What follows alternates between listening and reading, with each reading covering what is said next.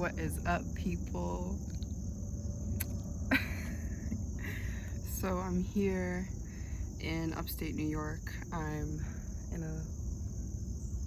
so embarrassed to talk. I have to get over this. So I'm really just enjoying being in the greenery. It's beautiful. I feel at home.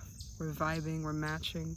So what I wanted to get into and talk to you about today was the power and freedom in isolation. So one of the many pros for me that I've come to learn over time throughout having to isolate myself more and more is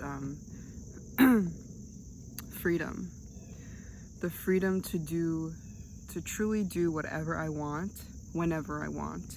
Like today, for example, I wanted to come upstate and be in nature, and I did that. Now, people might be thinking, oh, I can do that whenever, or I always do that, but I feel like for some people, at least for me, when I was still being more codependent and I would wait around for people, I wouldn't even get a yes or a no yet, but I would just wait around. I would wait all day until they told me yes or no, instead of just being I'm gonna go regardless of if someone comes with me or not. I used to do that a lot, and I wasted a lot of time, and I would hold a lot of resentment towards people when I could have just done what the hell I wanted to do. But I found that out through isolating. And when I say isolating, it's not pushing people away. That's not what I mean. It's just doing what I want to do and creating the space to be with myself. Obviously, sharing experiences with people is amazing, and it's we're made to connect, right? But if you don't have people to do that with, or if those people that you would normally do it with don't have the time, then you have to make that time for yourself and say, I want to have a great day today. I want to be in nature. I want to explore. I can give that to myself. I don't need to have someone give that to me or provide that for me. So that was really big. So freedom, the freedom to explore yourself, the freedom to do things you normally wouldn't do. It's such a gift. I give that experience to myself. I allow myself to do the things that I like to do because I want to do. And I think that's so empowering for me, and it's been really amazing to continue to explore those depths and continue doing things like this. Now, sometimes it takes me a while to get, today I was gonna go and do the same thing I usually do because, I'm an earth sign, I'm a Taurus, I'm very comforted in my ways, so when I like something I stick to it, but it's taught me to push myself out of my comfort zone. The second benefit of isolation is the knowledge of self that you gain and knowing what it is you like. So isolating yourself and being with yourself enough to know what it is that you like, right? Whatever intuitive pulls that you get towards certain things that you normally would have pushed away, there is the space there to explore that. And by delving into these things that you like and that you find interest in, the more that you do it, the more that you get to know yourself, and then it kind of goes down the rabbit hole of, oh my God, I like this. What does this turn into? Oh, I love doing yoga. What if I go get more massages next? Or what if I try Pilates? You just go down these paths and following your bliss. And I think that's so important, and it's something that I've only felt I've experienced when I've isolated from myself from the things and the people that I thought could fulfill me or that I thought I needed to be happy. Reason number 3 is truth. You just know the truth. When you're with yourself and there's nothing distracting you, there's no outside opinions or perceptions to penetrate your thoughts and your feelings. When you're able to sit with yourself, it's almost like a large-scale meditation when you're just by yourself all the time, right? You're able to tap into yourself because all you have is you, and you're able to drop in on the things that pull you in, and those little intuitive hits that we get that we often ignore, they get harder to ignore when you're on your own. So you're able to understand your truth and what the truth of a certain situation is. It could be something that you couldn't put your finger on before, and now that you're alone, you see the truth of it. You see it for what it is. I think that that's so important and that's so big because we spend so much time in these dynamics, in these situations that don't serve us, and we end up gaslighting ourselves and telling ourselves, oh, well, you know, I should be here because of blah, blah, blah, and this person didn't mean it, this person's a good person, or, you know, maybe it's me, maybe I'm the one that needs to change, or etc., etc. You know the truth, and that's why things keep coming up. But when you're alone and you have the time to process and like really think and be separated from everything and everyone, you understand your truth. And when you understand your truth, you can start to do what makes you happy and start living authentically and doing the thing that you really want to do, but that you couldn't because you had all of these distractions and all of these layers of opinions and perceptions and egos and whatever. All that disappears when you isolate and you really prioritize yourself.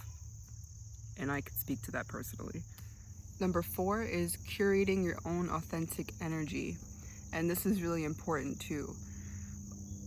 I feel like as an empath or someone who's sensitive and empathic to other people's feelings or emotions, isolating and like forming boundaries. There was a bug on my thumb.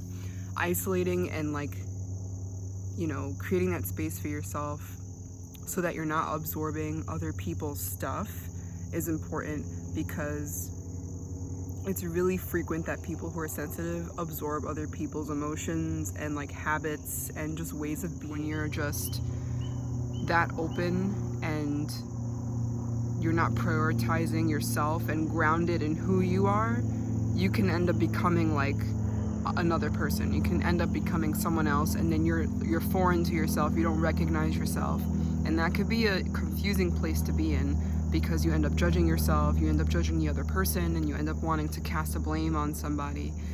But the reality is, like, you're not prioritizing yourself and you're not protected. And when I say protected, it doesn't mean that there's something dangerous coming in, but a boundary, like having the boundary of knowing who you are, in that time to solidify who it is that you are as a person, so that when you're close with someone or you're around people, your energy is strong enough so that you're not getting pulled in to how someone else is. It happens to me a lot, and I think that's normal when you're close with someone. You just naturally pick up on each other's habits. I'm not talking about that. I'm talking about like on a deeper level, like subconsciously. So it's raining, it's about to start coming down, so I'm gonna get this last point out before I start running out of here. The last thing is self-trust. Like, isolation leads to self-trust. You learn how to trust your own decisions, you make mistakes on your own, you don't need anyone else's output, anyone's input, like from the outside. It all comes from within. And what better way to curate your own self-trust than to go through your own trials and errors?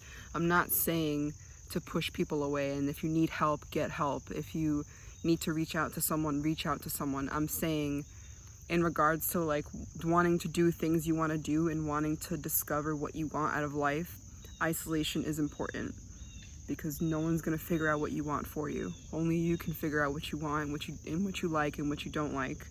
And it's a beautiful journey. I'm very happy to be on it. It's scary sometimes. It gets lonely, of course, but I really feel like it's worth it. Interdependence, super important. Independence, super important.